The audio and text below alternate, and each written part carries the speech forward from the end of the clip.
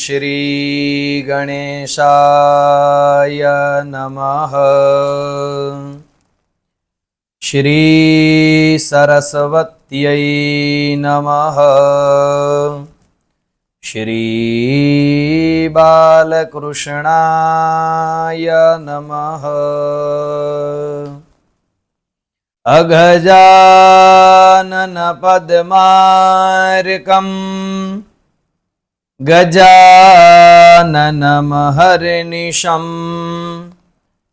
अनेकदन्तं भक्तानां एकदन्तमुपास्महे। वंशी विभूषितकरान् नवनीरदाभात्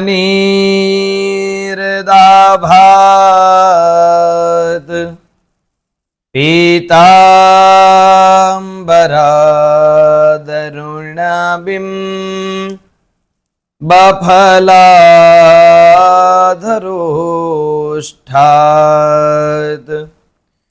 पूर्णेन्दुसुन्दरमुखात् अरविन्दनेत्रात् कृष्णात् परं किमपि तत्त्वमहं न जाने।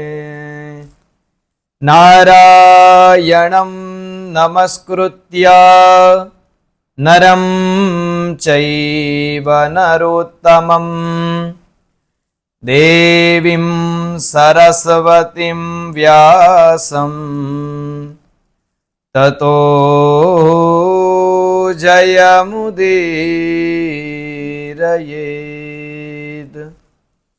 ॐ नमो भगवते वासुदेवाय।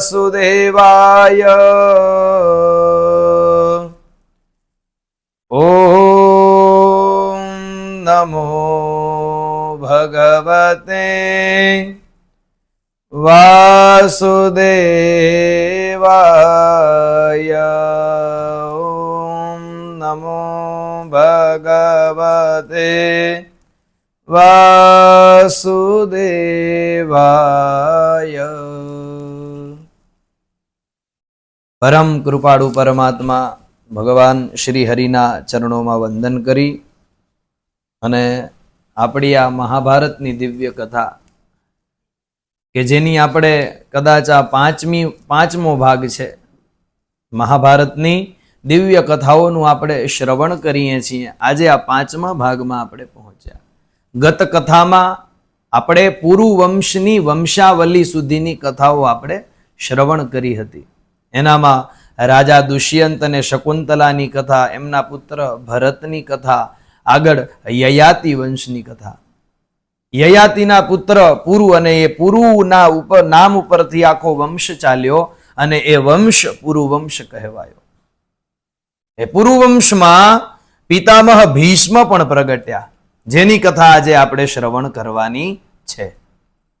तो ए कथा श्रवण करीए एना पहेला पितामह भीष्म शा माटे ए पृथ्वी पर अवतर्या ए कथा આપણે અહીંથી આરંભ કરીએ છીએ। એક વખત ઇક્ષ્વાકુ વંશમાં એક રાજા મહાભીષ નામના રાજા થયા। ખૂબ જ ઉત્તમ રાજા, જીતેન્દ્રિય, સત્યવાદી, પ્રજાનું પાલન કરનારા અને પોતે ધાર્મિક વૃત્તિવાળા રાજા। એ રાજા ઘણા બધા રાજસૂય યજ્ઞ કર્યા, અશ્વમેધ યજ્ઞો કર્યા, ઘણું બધું પુણ્ય એ રાજાએ એકત્રિત કર્યું અને એ પુણ્ય બળે કરી અને એ રાજા સ્વર્ગમાં ગયા। અને જ્યારે એ રાજા સ્વર્ગમાં ગયા એ સમયે એક વખત ત્યાં દેવતાઓ અને બહુ મહાન રાજાઓની એક સભા થઈ કે જેમાં બધા જ બ્રહ્માજીની આગેવાનીમાં એ સભામાં ઉપસ્થિત હતા। હવે એ સભામાં ગંગાજી પણ ઉપસ્થિત હતા। થોડો સમય થયો અને ત્યાં તરત જ ઓચિંતાનો બહુ વેગથી પવન ફૂંકાયો અને જેવો પવન ફૂંકાયો એટલે ગંગાજીએ પહેરેલા જે વસ્ત્રો હતા એ વસ્ત્ર એમના શરીર ઉપરથી ખસી ગયું, અને જેવું વસ્ત્ર ખસી ગયું એટલે સભામાં બેઠેલા તમામ પુરુષોએ પોતાનું મુખ જે છે એ નીચું કરી દીધું, પરંતુ એ જે રાજા મહાભીષ છે એમને ગંગાજીને નિશંક જોયા રાખ્યું. હવે એ જુએ છે અને એ ઘટના બ્રહ્માજીએ જોઈ, એટલે બ્રહ્માજીએ એ રાજા મહાભીષને શ્રાપ આપ્યો કે તમે એ ગંગાજીને વસ્ત્ર દૂર થયા પછી પણ જોયા છે, એટલે હું તમને હવે એવો શ્રાપ આપું છું કે તમારે આ મૃત્યુ લોકમાં કહેતા પૃથ્વી ઉપર જવું પડશે. તો બ્રહ્માજીનો શ્રાપ છે એ તો ક્યારેય મિથ્યા જાય નહીં. એટલે રાજા મહાભીષ તૈયાર પણ થયા, પરંતુ હવે રાજા મહાભીષ જે છે એ ત્યાં બધા રાજાઓની સાથે, ઋષિઓની સાથે ચર્ચા કરે છે કે પૃથ્વી ઉપર જાવું તો કોને ત્યાં જન્મ લેવો. કારણ કે રાજા મહાભીષ બહુ મોટા પરાક્રમી રાજા હતા, એમ કાંઈ ગમે તેને ત્યાં થોડું જવાશે, એટલે કોઈ એવા ઉત્તમ રાજાને પસંદ કરું. અને એમણે એ રાજાને પસંદ કર્યા, અને એ રાજા એટલે કોણ કે જે પુરુ વંશના મહાન તેજસ્વી પરાક્રમી રાજા પ્રતીપ. હવે એ પ્રતીપ રાજાના પુત્ર બનવાનું એમણે નક્કી કર્યું, અને બ્રહ્માજીએ કહ્યું કે તમે પ્રતીપને ત્યાં જ પુત્ર થશો. હવે એ ઘટના ઘટી ગઈ. આ બાજુ રાજા પ્રતીપ પાસે આપણે આવીએ. રાજા પ્રતીપ કોણ છે કે જે હસ્તિનાપુર, આજનું જેને આપણે દિલ્હી કહીએ એ સમયનું હસ્તિનાપુર, એના રાજા એ પ્રતીપ હતા. અને એ પ્રતીપ માત્ર હસ્તિનાપુરના નહીં, પણ એ હસ્તિનાપુર એટલે સમસ્ત આર્યાવર્તનું એ પ્રધાન. આજનું જે આપણું દિલ્હી છે એ રાજધાની કહેવાય, એમ એ સમયે હસ્તિનાપુર એ રાજધાની હતી, ને એ રાજધાનીના રાજા એ પ્રતીપ. તો એ પ્રતીપ રાજા બહુ ઉત્તમ રાજા કે જેમના રાજ્યમાં કોઈ અધર્મ નથી, જેમના રાજ્યમાં ખૂબ જ પ્રકારનું સારું એવું અને ઉત્તમ યોગ્ય શીલવાળું પ્રજાનું પાલન થાય છે. એ રાજા પ્રતીપ એક વખત ફરતા ફરતા ગંગાજીના કિનારે ગયા, અને ત્યાં બેઠા બેઠા એ ઉપાસના કરતા હતા. અને એવામાં જ એ જળમાંથી ગંગાજી ઉત્પન્ન થયા, અને સીધા જ એ પ્રતીપ રાજાની જમણી સાથળ ઉપર બેસી ગયા. એટલે એ જે પ્રતીપ રાજા છે એ પ્રતીપ રાજા પૂછે છે કે તમે કોણ છો, અને ક્યાંથી આવ્યા છો, ક્યાંથી ઉત્પન્ન થયા, તમારો પરિચય કહો. ત્યારે એ ગંગાજી કહે છે કે હું આપને પસંદ કરું છું, મારે તમારી સાથે વિવાહ કરવા છે. ત્યારે રાજા કહે કે હું એવી રીતના મારો ધર્મ તોડું નહીં, હું મારો ધર્મ નહીં તોડું, હું આપની સાથે વિવાહ નહીં કરી શકું. વળી ગંગાજી કહે છે કે મેં તમારી પાસે આવી અપેક્ષા રાખી હોય, અને જો આપ મારી અપેક્ષા પૂર્ણ ન કરો તો આપ દોષી છો. પરંતુ રાજા પ્રતીપ કહે છે કે હું દોષી નથી. શું કામ? કારણ કે તમે મારી જમણી સાથળ ઉપર બેઠા છો. જમણી સાથળ ઉપર બેસવાનો અધિકાર કોને છે? તો મહાભારતમાં એક શ્લોક બતાવ્યો, અપત્યાનામ સ્નુષાણામ ચ ભીરુ વિદ્યે તદાસનમ, કે જે જમણી સાથળ ઉપર કોણ બેસી શકે? અપત્યાનામ, સૌથી પહેલા એ જે વ્યક્તિના ખોળામાં કોઈ બેસે એના પુત્રો, એની દીકરીઓ, એના દીકરાની પત્નીઓ, એ બધા જ એ જમણી સાથળ ઉપર બેસે, અને પત્ની તો ડાબી સાથળ ઉપર બેસે. એટલે હે મારા પુત્રી સમાન, તમે તો મારી જમણી સાથળ ઉપર બેઠા છો, એટલે તમે તો મારા પુત્રી સમાન છો. તો હું તમારી સાથે વિવાહ નહીં કરું, પરંતુ તમારી ઈચ્છાને હું તોડીશ નહીં. મારો પુત્ર એ આપની સાથે વિવાહ કરશે. એમ કહ્યું એટલે ગંગાજી પ્રસન્ન થયા. પછી ગંગાજીએ કહ્યું કે હું તમારી પાસે જે અપેક્ષા કરું છું એ અપેક્ષા કોઈ મારા કામના કારણે નથી કરતી, આ તો એક ભગવાને નિર્મિત વિધિને પાર પાડવા માટે હું આવી અપેક્ષા કરું છું. પરંતુ તમારા પુત્રની સાથે હું વિવાહ તો કરીશ, પરંતુ મારી એક શરત છે કે હું એની સાથે વિવાહ કરીશ, પરંતુ વિવાહ પછી એ મને પૂછે નહીં કે હું શું કરું છું, શા માટે કરું છું, એ મને કાંઈ પૂછવા જોઈએ નહીં. તો રાજા પ્રતીપે કહ્યું કે ભલે. એ બધી જ વાત થઈ. ગંગાજી ત્યાંથી અદ્રશ્ય થયા. અને રાજા પ્રતીપ પાછા પોતાની રાજધાનીમાં આવ્યા. રાજધાનીમાં આવી અને રાજા પ્રતીપના એ દીકરા શાંતનુ રાજા, એને શાંતનુ રાજાને એમણે કહ્યું કે તમે એક સ્ત્રીની સાથે કે જે સ્ત્રી તમને મળે અને તમારી પાસે લગ્ન કરવાની ઈચ્છા વ્યક્ત કરે તો તમે એની ઈચ્છાને તોડશો નહીં, તમે એની સાથે વિવાહ કરજો અને એ તમને જે વાત કહે એની વાત પણ તમે માની લેજો. કે ભલે. અને પછી એ થોડા સમય બાદ રાજા પ્રતીપે આ બધી જ વાતો એમને સમજાવી દીધી અને શાંતનુ રાજાને એ હસ્તિનાપુરનું રાજ્ય સોંપી દીધું અને પોતે ત્યાંથી નીકળી ગયા એ વનમાં એ ભગવાનની ભક્તિ કરવા માટે. હવે આ બાજુ શાંતનુ રાજા તો પોતાનું રાજ્ય ચલાવવા લાગ્યા, ખૂબ જ સારી પેઠે એ પોતાનું રાજ્ય ચલાવે છે.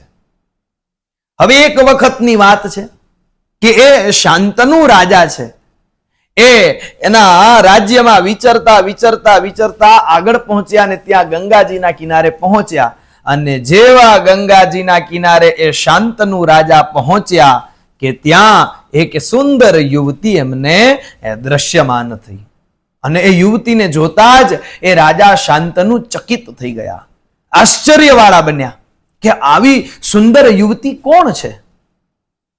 એટલે તરત જ એમને પૂછ્યું કે દેવી તમે કોણ છો, ક્યાંથી આવો છો. અને એવું નહીં કે એ મોહિત થયા, એ ગંગાજી પણ શાંતનુને જોઈને મોહિત થઈ ગયા હતા. અને પછી એ રાજા શાંતનુ કહે છે કે કદાચ તમે ગંધર્વની કન્યા હો, કદાચ તમે દેવતાઓની કન્યા હો, કદાચ તમે સર્પની કન્યા હો, કદાચ તમે કોઈ પ્રાણીની કન્યા હો, તમે ગમે તે હો, પરંતુ હું તમને પસંદ કરું છું, તમે મારી સાથે વિવાહ કરો, એવું નિવેદન કર્યું. તો ગંગાજી એ રાજા શાંતનુની વાત તો માને છે, પણ ગંગાજી રાજા શાંતનુને કહે છે કે હું તમારી સાથે વિવાહ કરું, પરંતુ એના માટે મારી કેટલીક શરત છે. તો કહે કે બોલો, કારણ કે ત્યારે તો એનામાં મોહિત હતા એટલે એની બધી જ વાત માનવા તૈયાર હતા. તો કે બોલો. તો હું તમારી સાથે વિવાહ કરું, એના પછી હું શું કરું છું એ તમારે મને નહીં પૂછવાનું, અને જો તમે મને એવું પૂછશો તો હું તમને તમારો ત્યાગ કરીને તમને છોડીને ત્યાંથી ચાલી જઈશ. રાજા શાંતનુ એને હા પાડે છે કે ભલે. એમ કરી અને રાજા શાંતનુએ એ ગંગાજીની સાથે વિવાહ કર્યા. પછી ગંગાજીને લઈ અને એ પોતાના રાજ્યમાં આવી ગયા છે. પરંતુ ગંગાજી તો ઉત્તમ છે એટલે ગંગાજી એની સેવા કરે છે. ગંગાજી પોતાનો પત્ની ધર્મ જે છે એ ખૂબ સારી રીતે નિભાવે છે. રાજા શાંતનુ અને ગંગાજી એ ઉત્તમ પ્રકારનું જીવન જીવે છે અને ઘણા બધા સમય સુધી એમણે આવું જીવન જીવ્યું. હવે એમને ત્યાં એક સંતાનનો જન્મ થયો. તો ગંગાજીએ શું કર્યું, એ સંતાન જેવું જન્મ્યું એટલે એ સંતાનને ગંગાજીમાં વહાવી દીધું.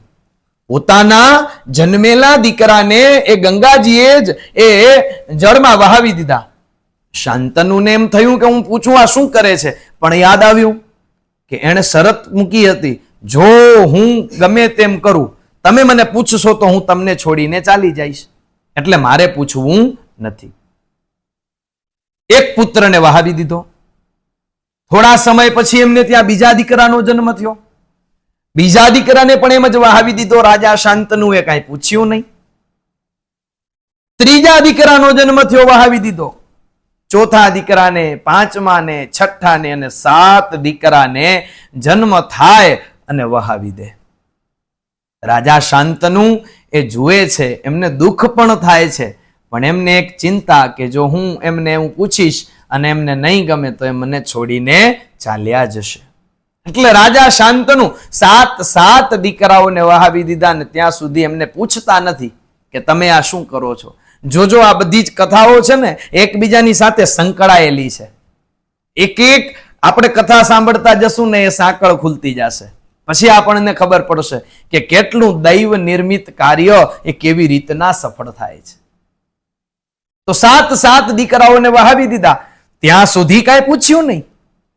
હવે એમને ત્યાં એક 8મા દીકરાનો જન્મ થયો અને એ 8મા દીકરાનો જન્મ થતા જ એ ગંગાજી એ દીકરાને જુએ ને હાસ્ય કરવા જાય ને ત્યાં શાંતનુથી રહેવાયું નહીં અને ગંગાજીને પૂછ્યું કે તમે છો કોણ?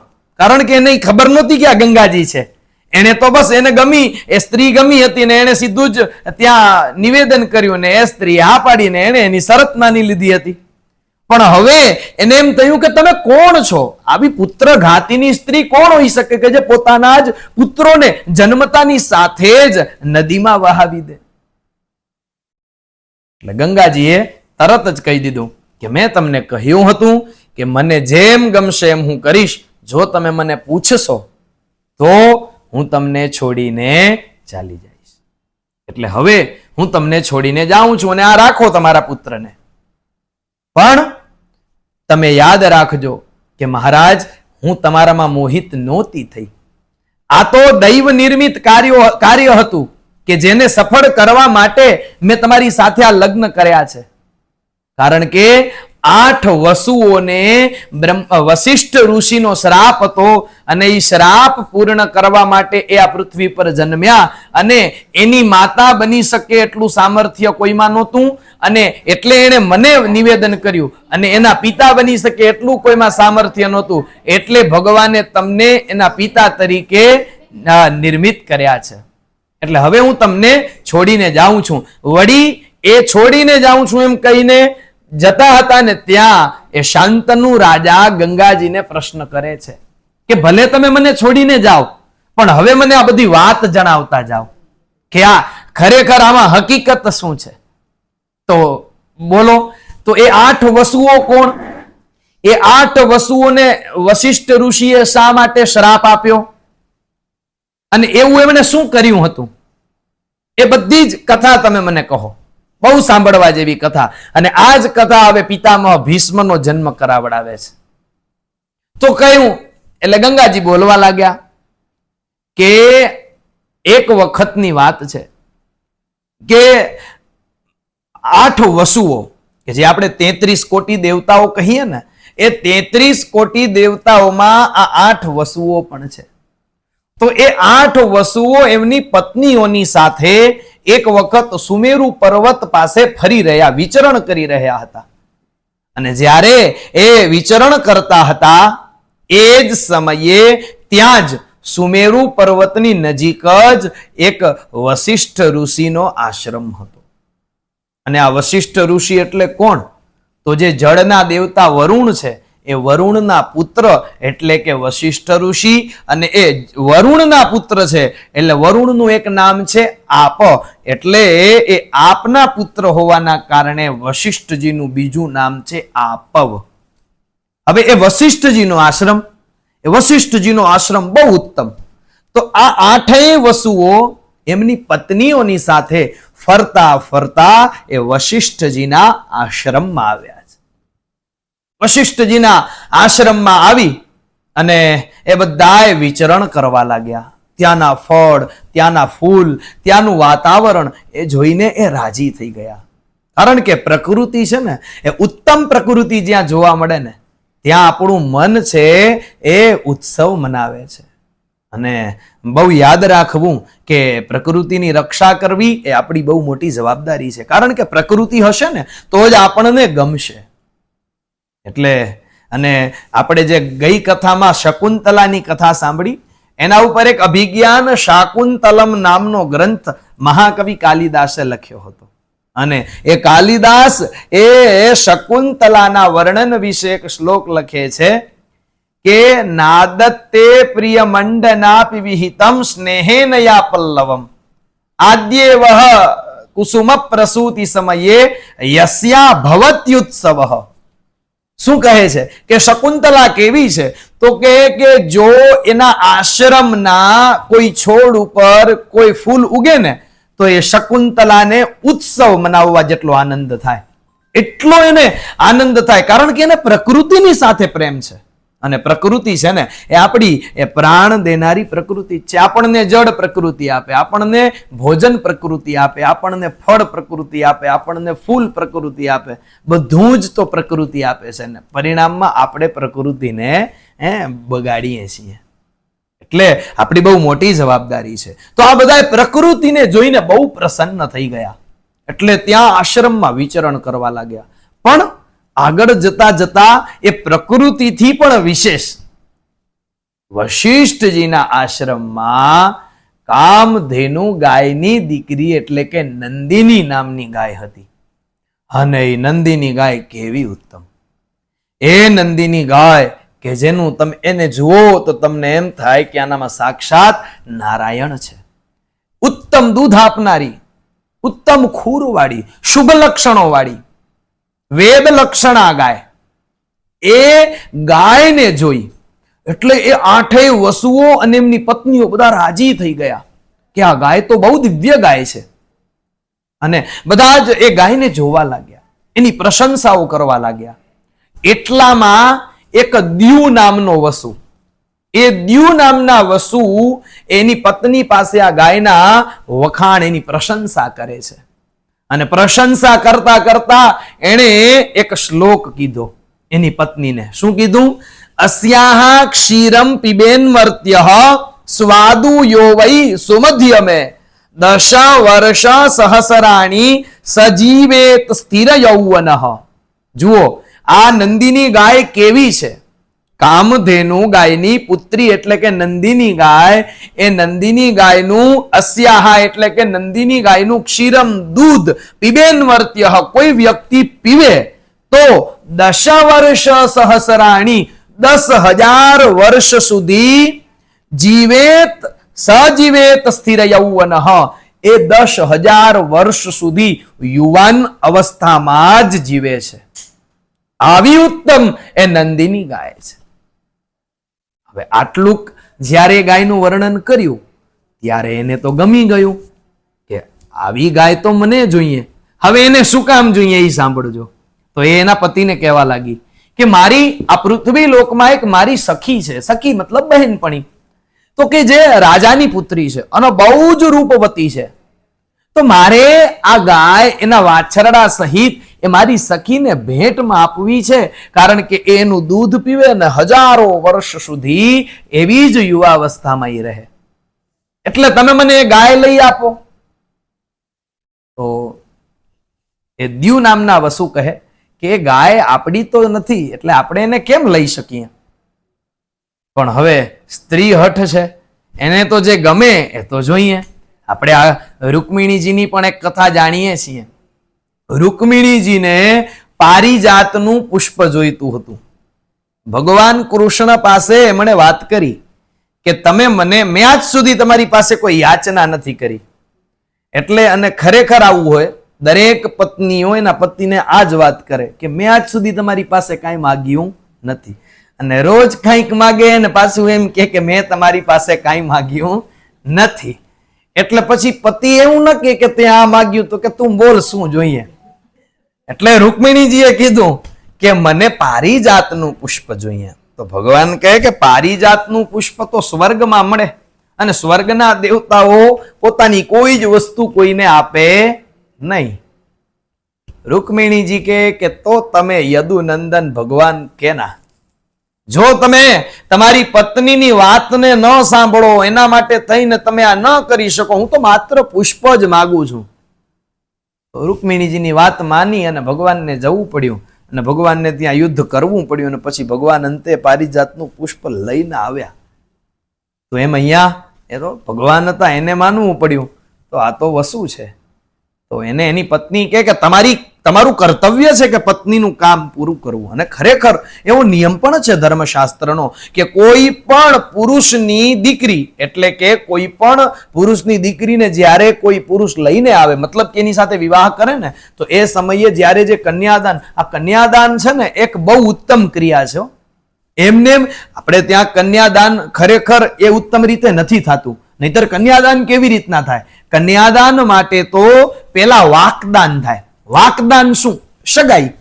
તો સગાઈ એટલે તો કે વાક એટલે વચન, વચનનું દાન. તો જે પુરુષ પોતાની દીકરી કોઈને આપે છે તો એના પિતાને બોલાવે, એના પરિવારના લોકોને બોલાવે, પોતે બેસે, પોતાના પરિવારના લોકોને બેસાડે અને સામ સામે અમારામાં હજી આવી રીતના સગાઈ થાય.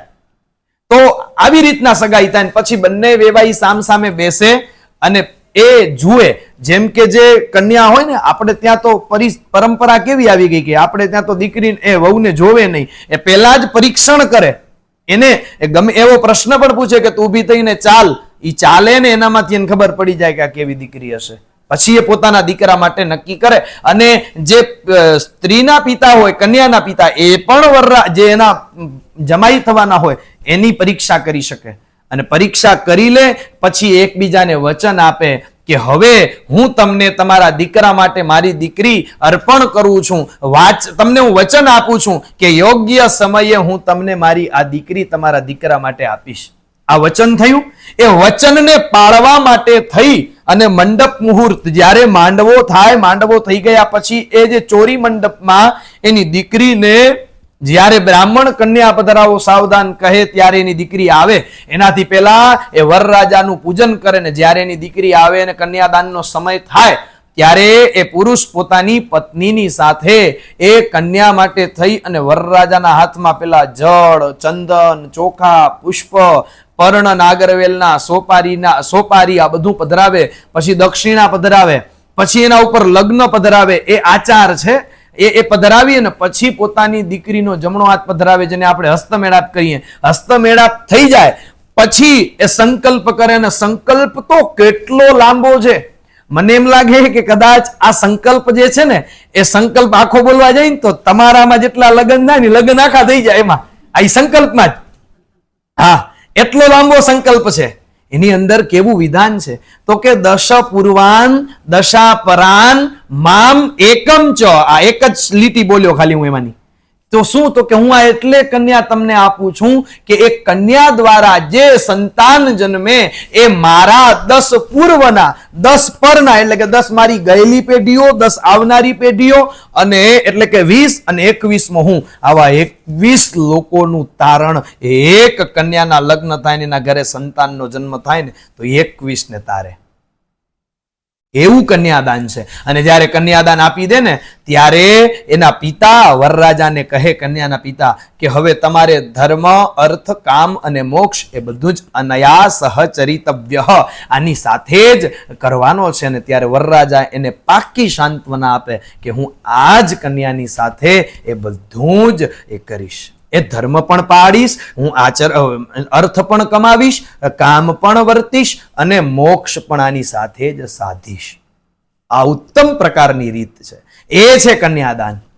તો એટલે કન્યાદાન પણ આ વસ્તુ છે. એટલે અને એક પણ બીજી વસ્તુ પણ કહે કે કારણ કે જ્યારે પિતા કન્યાદાન કરતા હોય ને ત્યારે મેં હમણાં જ અભિજ્ઞાન શાકુંતલમની વાત કરી ને, તો એ અભિજ્ઞાન શાકુંતલમની બીજી વાત કરું. એમાં એક કણવ ઋષિ, આપણે ગઈ કથામાં સાંભળી ગયા હતા કે કણવ ઋષિ એટલે કોણ? તો કે શકુંતલાને જેણે મોટી કરી એ.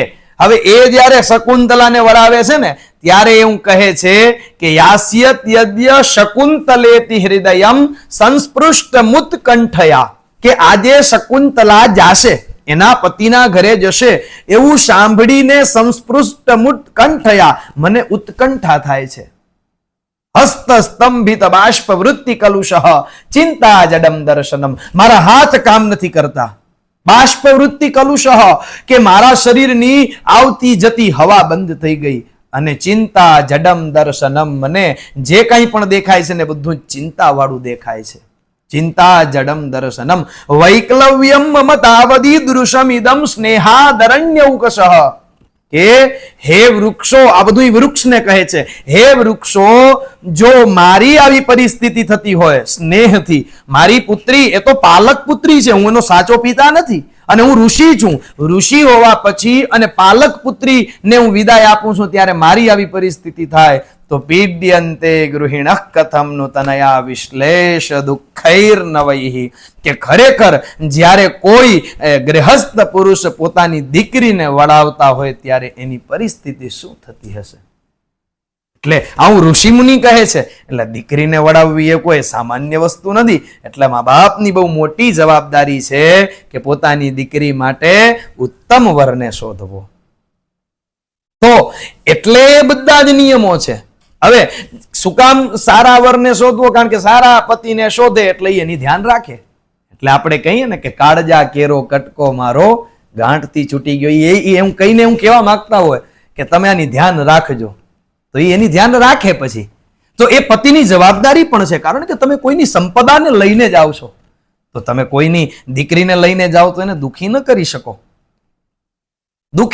શકો, પણ પછી સ્ત્રીઓ એનો ફાયદો ન ઉપાડી શકે. તો આ વસુની પત્ની ફાયદો ઉપાડે છે કે તમે મારા પતિ છો, તમે મારી બધી જ ઈચ્છાઓ પૂરી કરવી પડે.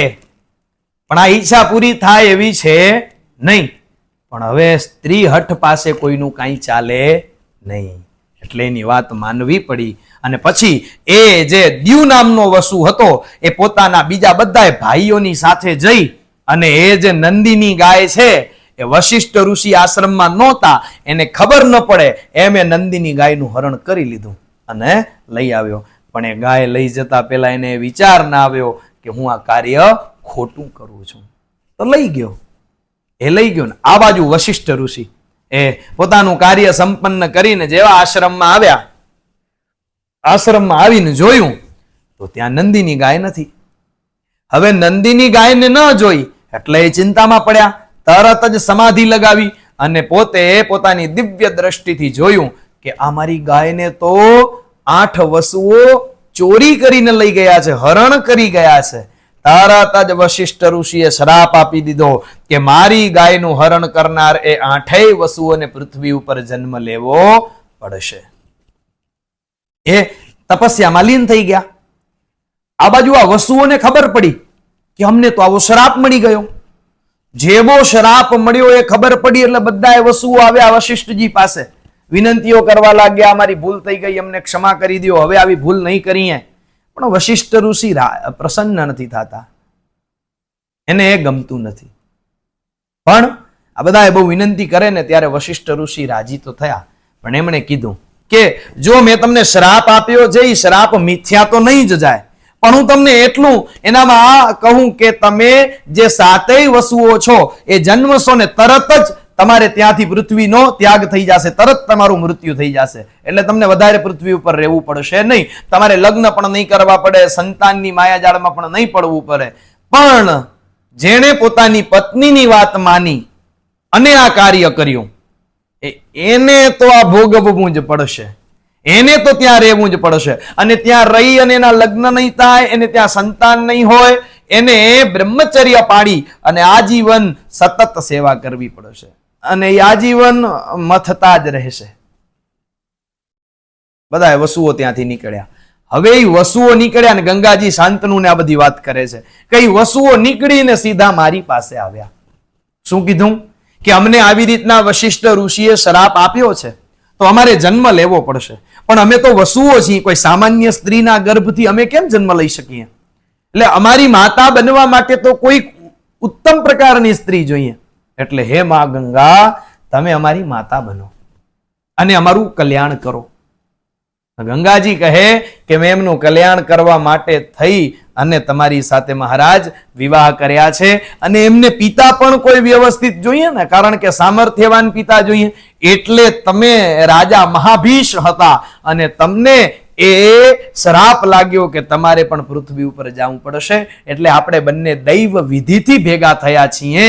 અને એ જે 8મો પુત્ર છે એ 8મો પુત્ર એટલે કોણ? જેનું નામ છે દેવવ્રત ગાંગેય, જેને આપણે બધાએ ઓળખીએ છીએ પિતામહ ભીષ્મ તરીકે. એ છે પિતામહ ભીષ્મના જન્મની રહસ્ય કથા. એટલે પિતામહ ભીષ્મને આવવું પડ્યું, એટલે એમણે લગ્ન નથી કર્યા. હવે એ લગ્ન નથી કર્યા, હવે એમણે કીધું કે બ્રહ્મચર્ય પાળશે, પણ એની એક કારણ તો હોય તો એનું કારણ આગળ આવશે. હવે એ દીકરાનું બધી જ વાત કરી અને પછી કીધું કે હવે આ તમારો દીકરો, પણ હું એને અત્યારે લઈને જાઉં છું. ગંગાજી કહે કે હું તમને છોડી દઈશ, હવે હું તમારા દીકરાને લઈને જાઉં છું, પણ હું એને બધું જ શીખવાડી, અને કારણ કે હું તમારી પત્ની છું એટલે હું મારી જવાબદારી છે કે તમને એક ઉત્તમ પ્રકારનો દીકરો આપું. તો મેં આ દીકરો તમને આપ્યો, અને આ તો વસુ છે, બહુ ઉત્તમ રાજા જેવો બનશે, તો હું એને બધું જ અસ્ત્ર શસ્ત્ર શાસ્ત્ર શીખવાડીને તમારી પાસે મૂકીશ. ભલે. તો એ દીકરાને લઈને ગંગાજી ચાલ્યા ગયા. આ બાજુ રાજા શાંતનુ. હવે રાજા શાંતનુ એ પોતાનું રાજ્ય ચલાવે છે. અરે ઉત્તમ પ્રકારના રાજા છે, અને જેના વીર્યથી ઉત્પન્ન જો 8 વસુઓ થાય તો એ રાજા કેવા હોય? બહુ ઉત્તમ રાજા શાંતનુ. અને એ રાજા શાંતનુ પોતાના રાજ્યનું સુપેરે પાલન કરવા લાગ્યા. રાજાના રાજ્યમાં ક્ષત્રિયો બ્રાહ્મણનું સન્માન કરે છે, વૈશ્યો ક્ષત્રિયોનું સન્માન કરે છે, અને શુદ્રો સેવા કરે છે. તમામ બ્રાહ્મણો ત્યાં સુખી છે. ઋષિમુનિઓ તપસ્યા કરી શકે છે. રાક્ષસો, દૈત્યો, દાનવો કોઈ જ આ પૃથ્વીને તકલીફ પહોંચાડી નથી શકતા. પૃથ્વી પણ બહુ રાજી છે. ત્યાંના પશુ પક્ષીઓ એને કોઈ મારતું નથી. ત્યાંના જળ એ ચોખ્ખા છે. એવા રાજા શાંતનુ બહુ જ દિવ્ય શાસન ચલાવવા લાગ્યા. રાજા શાંતનુ એ પોતાની પ્રજાનું ખૂબ જ ધ્યાન રાખે છે. હવે એક વખત રાજા શાંતનુ ફરતા ફરતા નીકળ્યા અને ગંગા કિનારે પહોંચ્યા. અને જેવા ગંગા કિનારે પહોંચ્યા તો એક દિવ્ય કુમાર એટલે કે જે યુવાન પુરુષ હોય એને જોયો, અને જેવું એને કાંઈ પૂછવા જાય ને પેલા એ પાછો અદ્રશ્ય થઈ ગયો. હવે એને તાલાવેલી જાગી કે આ યુવાન કોણ હતો? એ યુવાનને જોવા માટે થઈ અને એ ગંગાજી પાસે જાય અને ગંગાજીને કહે કે મેં હમણાં જ થોડી ક્ષણો પહેલા એક યુવાનને જોયો, બહુ દિવ્ય હતો, મારે એ યુવાનને જોવો છે, તમે એને મારી સામે પ્રગટ કરાવો. અને ગંગાજી પેલા પ્રગટ થયા, પછી એ કુમારને પ્રગટ કર્યો અને એના પતિ શાંતનુને કહે છે કે મહારાજ, એ કુમાર બીજો કોઈ જ નહીં પણ તમારો પોતાનો પુત્ર દેવવ્રત, એ તમારો પુત્ર મારા દ્વારા થયેલો 8મો વસુ દેવવ્રત ગાંગેય છે. એટલે ભીષ્મ, પણ ભીષ્મ નામ હજી પડ્યું નથી ને એટલે હું નથી બોલતો. ભીષ્મ હવે પડશે નામ, તો ત્યાં સુધી દેવવ્રત એટલે ભીષ્મ સમજજો. તો એ દેવવ્રત છે. તો રાજા તો રાજી થઈ ગયા. વળી ગંગાજી કે મહારાજ હજી એક ક્ષણ, પણ તમારા દીકરાને હું એટલે લઈ ગઈ હતી કે તમારા દીકરાને મારે શસ્ત્ર વિદ્યા શીખવાડવી હતી, કારણ કે એ રાજા બનશે. તો એ શસ્ત્ર વિદ્યા એને કોને શીખવાડી? તો કે મહાન ભગવાનના અવતાર, 6ઠા અવતાર પરશુરામજીએ. પરશુરામજી એમને વિદ્યા, શસ્ત્ર વિદ્યા શીખવાડી છે. અને એટલું માત્ર નહીં, જેટલી શસ્ત્ર વિદ્યા પરશુરામજી પાસે છે ને એટલી શસ્ત્ર વિદ્યા એ કુમાર પાસે પણ છે. પછી એને વિદ્યા વશિષ્ઠજીએ આપી છે, કારણ કે શસ્ત્રની સાથે શાસ્ત્ર પણ જોઈએ. તો એ શાસ્ત્રની વિદ્યા વશિષ્ઠજીએ એમને આપી છે. અને મહારાજ હજી હું અતિશયોક્તિ નથી કરતી, એની પાસે જેટલું દેવગુરુ બૃહસ્પતિ અને દૈત્ય ગુરુ શુક્રાચાર્ય પાસે જેટલું જ્ઞાન છે ને એટલું જ જ્ઞાન એ આ તમારા દીકરા પાસે પણ છે, એનાથી ઓછું નથી. એટલે શાંતનુ તો રાજી થઈ ગયા કે મારો દીકરો આવો, કારણ કે એને તો શું ચિંતા હોય કે મારા પછી મારા દીકરાને હું રાજા બનાવીશ, તો મારો દીકરો તો આવો ઉત્તમ દીકરો છે.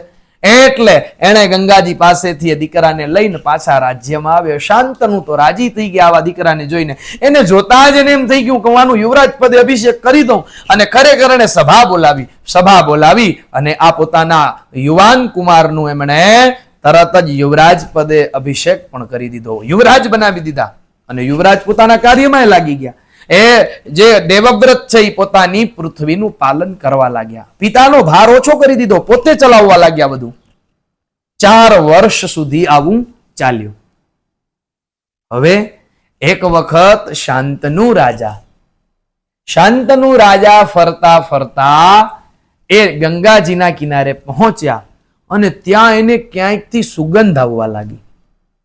હવે આ સુગંધ જે છે એ સુગંધ એને એવી ખેંચી ગઈ કે એ સુગંધને એનું ઘ્રાણ કરતા કરતા કરતા કરતા એક હોડી પાસે પહોંચ્યા. અને એ હોડીમાં એક યુવાન સ્ત્રી, યુવતી બેઠી હતી. અને એ સ્ત્રીને જોતા જ એ રાજા શાંતનુ મોહિત થઈ ગયા કે આટલી દિવ્ય કન્યા અહીંયા કોણ છે? પૂછ્યું, તમે કોણ છો અને તમે શું કરવા માંગો છો અને તમારું કાર્ય શું છે? ત્યારે એ કન્યા કહે છે કે હું મત્સ્યગંધા એટલે કોણ? તો કે ધીવર રાજની પુત્રી, જે હોડી ચલાવનારા છે એની દીકરી છું, મત્સ્યગંધા. એટલે રાજા થોડી વાર પછી કહે કે મારે તમારી સાથે વિવાહ કરવા છે. તો કે મારી સાથે વિવાહ કરવા હોય તો તમારે મારા પિતાજીને મળવું પડે. તો એ ધીવર પાસે ગયા શાંતનુ રાજા, અને જઈ અને એમને કહે છે કે મારે તમારી પુત્રીની સાથે વિવાહ કરવા છે, તો તમે જો અનુમતિ આપો તો હું એની સાથે વિવાહ કરું. એટલે એ ધીવર રાજી થઈ ગયા કે આખી પૃથ્વીના રાજા આ મારા જેવા માછીમારની દીકરી સાથે લગ્ન કરશે તો મારી દીકરીના ભાગ્ય કેટલા મોટા. રાજી થઈ ગયા. પણ એણે એક પ્રશ્ન કર્યો કે મહારાજ, હું તમને મારી દીકરી આપું તો ખરો, પણ મારી એક શરત છે. કે શું? જો એ કે હું મારા સ્વાર્થ માટે શરત નથી માંગતો, દૈવ નિર્મિત કાર્ય છે. મારી આ દીકરી છે ને એ કોઈ સામાન્ય સ્ત્રી નથી, એ બહુ ઉત્તમ ગુણોવાળી અને બહુ મોટા કાર્યથી જન્મેલી છે. તો તમે મને એવું વચન આપો કે તમે મારી દીકરી સાથે લગ્ન કરો તો એના મારે વચન તમારે પૂરું કરવાનું. રાજા શાંતનુ કે એમ વચન ના આપું, તમે મને કહો કે વચન શું છે, કારણ કે હું તો રાજા છું. રાજા એમને એમ કોઈને વચન ના આપી શકે, કારણ કે આખું રાજ્ય એના આધિપત્યમાં ચાલતું હોય, તો એમ તમને વચન ના આપું. ત્યારે એ ધીવર કહે છે કે મહારાજ, મારી એવી ઈચ્છા છે કે મારી દીકરીના સાથે તમે લગ્ન કરો ને તમારાથી વિશેષ કોઈ વર મળે નહીં, પણ લગ્ન થયા પછી એ દીકરી દ્વારા જે સંતાન થાય એ રાજા બને. શાંતનુ એ મત્સ્યગંધાને આટલો પ્રેમ કરતા હતા, પણ એ ધીવરની વાત માન્યા નહીં, અને ધીવરની વાતને ન માની અને પાછા રાજ્યમાં આવી ગયા. નથી કરવા લગ્ન, કારણ કે યુવરાજ તો મારો દેવવ્રત જ છે અને દેવવ્રત જ રાજા બનશે, તારી દીકરીના દીકરા રાજા નહીં બને. પાછા આવી ગયા, કારણ કે એ સૌથી મોટું દૈવ નિર્મિત કાર્ય હતું, એટલે પાછા આવી ગયા. પણ હવે કેવું બન્યું? પછી હવે જો એ શાંતનુ રાજાએ ના તો પાડી પોતાના કર્તવ્યથી, પણ પોતાના જે પ્રેમના કારણે એ રાજ્યમાં ધ્યાન નથી આપતા. હવે એને ત્યાં જ મન છે અને એ ચિંતિત થઈ ગયા અને એને ગમતું નથી. એટલે જ્યારે આ એના દીકરા દેવવ્રતને ખબર પડી કે મારા પિતાજી કંઈક ચિંતામાં છે, એટલે એ એના પિતા પાસે જાય છે કે પિતાજી, તમે કેમ આટલા ચિંતિત છો? મેં તમને ઘણા સમયથી જોઉં છું અને આ પૃથ્વીના તમામ રાજાઓ તમારી આજ્ઞાનું પાલન કરે છે, તો તમને વળી ચક્રવર્તી સમ્રાટને શું તકલીફ પડી? તો શાંતનુ રાજા કહે છે કે હે પુત્ર, તું મને પૂછે એનો જવાબ તને આપું કે હું રાજા છું આખી પૃથ્વીનો, અને મારે ત્યાં એક જ દીકરો છે અને એ તું. અને હવે તું જે માતાના ગર્ભથી જન્મ્યો એ માતા તો મને છોડીને ચાલી ગઈ છે, તો હવે મારો બીજો કોઈ દીકરો જ નથી. તો જો ચક્રવર્તી સમ્રાટનો એક જ દીકરો હોય તો પછી એનું રાજ્ય કોણ ચલાવે? મને એની ચિંતા છે. પિતામહ ભીષ્મ કે વાત તો સાચી છે, એ દેવવ્રત કે વાત તો સાચી છે. શું કામ? હા, પછી હવે એમ કે છે શું કામ? કારણ કે મહાભારત કહે છે, સાંભળજો, અગ્નિહોત્રમ ત્રયો વેદા યજ્ઞાશ્ચ સહદક્ષિણાઃ સર્વાણ્યેતાન્યપત્યસ્ય કલામ નારહંતિ ષોડશીમ. અગ્નિહોત્ર, અગ્નિહોત્ર એટલે શું? કોઈ પણ બ્રાહ્મણ હોય ને એના લગ્ન થાય તો એ લગ્નમાં જે એ અગ્નિ હોય ને એ અગ્નિ થોડો લઈ લે અને એ બંને પતિ પત્ની પછી કાયમ એ અગ્નિને પોતાના ઘરના કુંડમાં મૂકે અને નિત્ય યજ્ઞ કરે ને પછી જ ભોજન જમે, ને કોઈના હાથનું ન જમે, પોતાના જાતનું જમે, સ્વયં પાકી હોય એવું અગ્નિહોત્ર પાડતા હોય એને અગ્નિહોત્ર કહેવાય. તો એ અગ્નિહોત્ર ત્રયો વેદા, આપણને એમ થાય વેદ તો 4 છે, ચોથો અથર્વવેદ પછીથી આવ્યો, પેલા 3 વેદ હતા, ઋગ્વેદ, યજુર્વેદ ને સામવેદ. તો આ ત્રણેય વેદ અને યજ્ઞાશ્ચ, તમામ પ્રકારના યજ્ઞ, અશ્વમેધ, રાજસૂય, બધા જ પ્રકારના યજ્ઞ, અને સહદક્ષિણાઃ, એ બધા યજ્ઞો એની દક્ષિણાની સાથે આ બધું જ સર્વાન્યેતાન્યપત્યસ્ય જો હોય અને પુત્ર ન હોય તો કલામ નારહંતિ ષોડશીમ, તો સમજજો કે આ બધું હોવા પછી પુત્ર ન હોય તો એનો 16મો અંશ પણ નથી. એટલી પુત્રની મહત્તા બતાવી મહાભારતમાં આ શ્લોક છે. એટલે પિતામહ દેવવ્રતને ઈ ખબર જ છે, એટલે એ સાચી વાત છે. એટલે હવે દેવવ્રત જે છે એના મંત્રી પાસે જાય છે. જુઓ એક વાત કે મહાભારતના ઘણા પ્રકાર છે, તો દરેક મહાભારતમાં કંઈક કંઈક જુદું જુદું જાણવા મળશે. ઘણી મહાભારતમાં એવું બતાવવામાં આવે કે પિતામહ દેવવ્રત છે એ સીધા શાંતનુને પૂછે છે, કોઈક મહાભારતમાં કે સીધા મંત્રીને જ પૂછે છે, અને ઘણી બધી કથાઓ મળશે. તો એના મંત્રીને મળ્યા દેવવ્રત કે મારા પિતાજીની ચિંતાનું કારણ. ત્યારે એને બધી વાત કરી કે એમને ધીવરની કન્યા મત્સ્યગંધા જે છે એને પત્ની બનાવવી છે, પણ એના પિતા ધીવરે એવી શરત મૂકી કે તમારો એના જે ગર્ભથી જન્મે એ દીકરો રાજા બને. હવે તમે જ્યાં સુધી છો યુવરાજ પદે ત્યાં સુધી તમારા પિતા કોઈને બનાવી ન શકે, એટલા માટે એમણે ના પાડી દીધી. પણ એ જ ચિંતામાં ને એ જ દુઃખમાં છે. તરત જ દેવવ્રતે શું કર્યું, પોતાના જેટલા ક્ષત્રિયો હતા, સૈનિકો હતા અને મંત્રી હતા એ બધા એને લઈને ગયા ધીવર પાસે. ધીવર પાસે ગયા અને જેવા ત્યાં પહોંચ્યા એટલે ધીવરે એમનું સ્વાગત કર્યું, સન્માન કર્યું, એમનું પૂજન કર્યું, બેસાડ્યા કે આવો યુવરાજ પધારો આપ અમારે આંગણે. પણ ત્યારે ધીવર દેવવ્રત કહે કે આજે હું યાચક બનીને આવ્યો છું. તો કે શેના માટે? તો કે મારા પિતા માટે હું તમારી દીકરીનો હાથ માંગુ છું. પહેલો એવો દીકરો જગતનો કે જેના પિતા માટે હાથ માંગવા ગયો કે તમારી દીકરીને આપી દો. વળી ધીવરે કીધું કે હું આપી તો દઉં, પણ મેં તમારા પિતાજીને જે વાત કરી હતી એ જ વાત હું તમને કહું કે મારી દીકરીના પુત્ર જો રાજા બને તો હું આપું. તરત જ દેવવ્રતે કહી દીધું કે યોસ્યામ જનિષ્યતે પુત્રઃ સનો રાજા ભવિષ્યતિ, કે જે તમારી દીકરીના ગર્ભથી ઉત્પન્ન થશે એ જ અમારો રાજા થશે. હું તમને વચન આપું છું. એટલે કે પોતે યુવરાજ હતા છતાંય યુવરાજ પદને છોડીને એને વચન આપી દીધું એક પિતા માટે થઈને, પિતાની ખુશી પ્રસન્નતા માટે થઈને કહી દીધું કે હું નહીં પણ તમારો જ દીકરો રાજા બનશે. એમ તો કહી દીધું. પણ વળી એ જે ધીવર હતો ને એ બુદ્ધિશાળી હતો. તો કે તમે તો કહી દો પણ તમારા પિતા, હમણાં તમને હું મારી આપી દઉં દીકરી અને તમે લઈ જાઓ, વળી તમારા પિતા તમારી વાત ન માને તો? ઈ એમ કહી દે તો આવું થશે. અને તમારા દીકરા વળી રાજા બને તો, તમારા લગ્ન થાય ને તમારા દીકરા રાજા બને તો?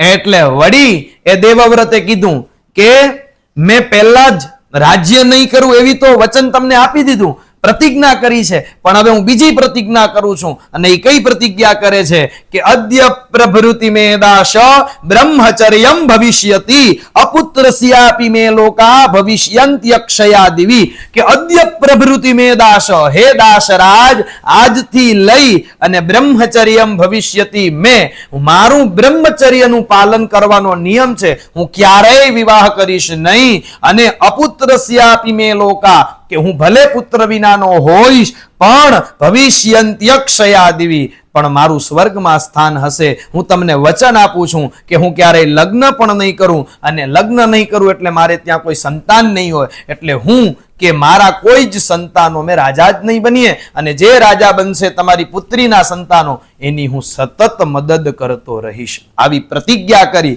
અને જેવી આવી પ્રતિજ્ઞા કરી એટલે એને દીકરી આપી દીધી. પણ ત્યાં તો આકાશમાંથી દેવતાઓએ વરસાદ કર્યો પુષ્પોનો. શું કામ? કારણ કે તતોંતરિક્ષે સરસો દેવા સરસી ગણાસ તથા અભ્યવર્ષંત કુસુમૈર ભીષ્મોયમિતિ ચાબ્રુવન. શું કહ્યું કે અંતરિક્ષમાંથી, આકાશમાંથી અપ્સરાઓ, દેવતાઓ, ઋષિઓ એના ગણ સાથે બધા જ અભ્યવર્ષંત કુસુમૈ પુષ્પો દ્વારા વરસાદ કરવા લાગ્યા અને કહેવા લાગ્યા કે અયમ ભીષ્મ, આ તો ભીષ્મ છે. અને એ ભીષ્મ એટલે શું? તો કે ભીષ્મ એટલે કે મહાન અડગ પ્રતિજ્ઞા લેનાર, એટલે એનું નામ પડ્યું ભીષ્મ. ત્યારથી એ ભીષ્મ તરીકે આપણી બધી વચ્ચે પ્રગટ થયા. એમનું નામ દેવવ્રત અને ગાંગેય હતું. પણ એમણે આવી પ્રતિજ્ઞાઓ કરી એટલે પ્રતિજ્ઞાના કારણે એમનું નામ ભીષ્મ પડ્યું છે. પોતાના પિતાના માટે થઈને આટલું બધું ત્યાગ કરી દીધો એટલે એ મત્સ્યગંધાને આપી દીધી. ત્યારે પિતામહ ભીષ્મ એ હજી પિતામહ નથી બન્યા, અત્યારે યુવાન છે, એટલે આપણે ખાલી ભીષ્મ રાખશું. તો તો એ ભીષ્મએ પોતાની માતા, હવે એની માતા થઈ ગયા ને મત્સ્યગંધા. જો આ મત્સ્યગંધા કોણ છે ને એ પણ આ આગલી કથામાં આવશે કે મત્સ્યગંધા કોણ છે, એનામાં શું કામે સુગંધ આવતી હતી, એ ધીવરની કન્યા હોવા પછી પણ સુગંધ, એ પણ આગલી કથામાં આવશે ને. જો કે એ કથા બધે આપણે શ્રવણ પણ કરેલી હોય, પણ એ એમની માતાને કહે છે કે માતા હવે આપ મારી સાથે આવો, આપણે આપણા ઘરે જઈએ એમ કરીને પોતાની માતાને લઈ અને રાજ્યમાં જાય છે. અને જેવા પોતાના રાજ્યમાં ગયા અને શાંતનુને આ બધી વાત ખબર પડી ત્યારે એ શાંતનુ રાજા પ્રસન્ન થઈ ગયા, પ્રસન્ન થયા, લગ્ન થયા, જીવન જીવવા લાગ્યા. અને એમણે એમનું પ્રિય કાર્ય જે પુત્રએ કર્યું ભીષ્મએ, એને એક વરદાન આપ્યું. અને શું વરદાન આપ્યું કે સ્વચ્છંદ મરણમ તસ્મૈ દદૌ તુષ્ટ પિતા સ્વયં. એ તુષ્ટ, એ પિતા જે શાંતનુ હતા એ તુષ્ટ એટલે કે રાજી થઈ ગયા. અને સ્વયં તસ્મૈ એ દદૌ, એને પોતે જ વરદાન આપ્યું. શું કહ્યું કે સ્વચ્છંદ મરણમ, કે તમને જ્યારે ઈચ્છા થશે ને ત્યારે જ તમારી મૃત્યુ થશે, તમારી ઈચ્છા વિના ક્યારેય તમારી મૃત્યુ થશે નહીં. આવું વરદાન આપ્યું અને એ વરદાન પ્રાપ્ત કર્યું ભીષ્મએ. અને પછી એ બધા જ પોતાનું જીવન જે છે એ શાંતિથી ચલાવવા લાગ્યા. પોતાના પિતાનું જે રાજ્ય છે એનામાં સતત એ ભીષ્મ છે એ સહાયતા કરે છે.